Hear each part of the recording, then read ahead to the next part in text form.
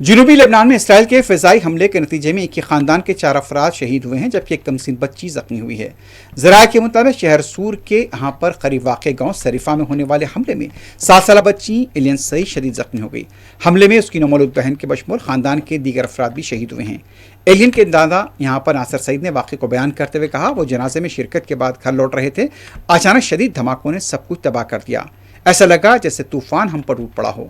تفصیلات کے مطابق یہ حملہ ایسے وقت میں کیا گیا جب امریکہ اور ایران کے درمیان جنگ بندی کا اعلان ہوا تھا، جس سے لبنان میں بھی امن کی امید کی جا رہی تھی، لیکن اس کے برعکس اسرائیلی حملے مسلسل لبنان میں جاری ہے۔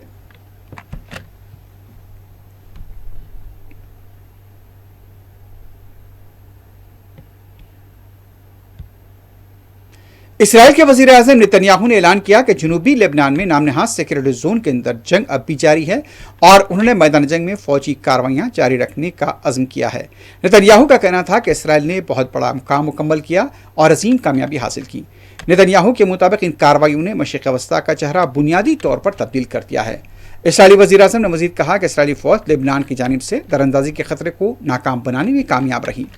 انہوں نے خطرات کے مقابلے میں اسرائیل کی سیکیورٹی یقینی بنانے کے لیے کوششیں جاری رکھنے پر بھی زور دیا۔